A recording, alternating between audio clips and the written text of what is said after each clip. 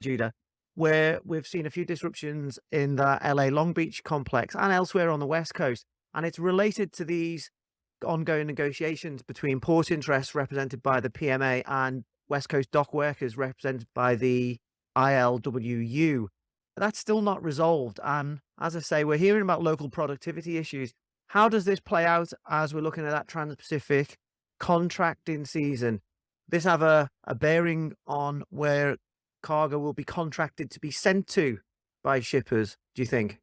Yeah, I definitely. So, I think just last week there was a report by as you said, by the PMA that union workers were no longer staggering their breaks or staggering lunch breaks. So essentially there was an hour where the terminals were shut down. And I think that's not uncommon in previous contract negotiations where there are these kind of smaller actions as negotiations stall. So right, that's certainly not resolved. I think also this week, the NRF, among other shipper groups, were asking for the White House to intervene again because there just hasn't been progress, and because of that, there's been a significant shift of volumes from the West Coast to the East Coast. The volumes overall are dropping, but much more significantly to the West Coast. That there's been this type of shift.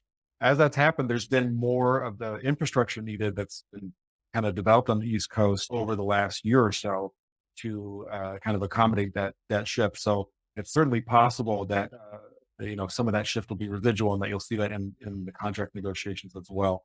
Contract negotiations, the kind of the bigger issue is the state of the spot market at the moment. So as we said, to the West Coast, where rates are threatening to dip below $1,000 per container, that's pushing the contracting season later than it usually kind of wraps up.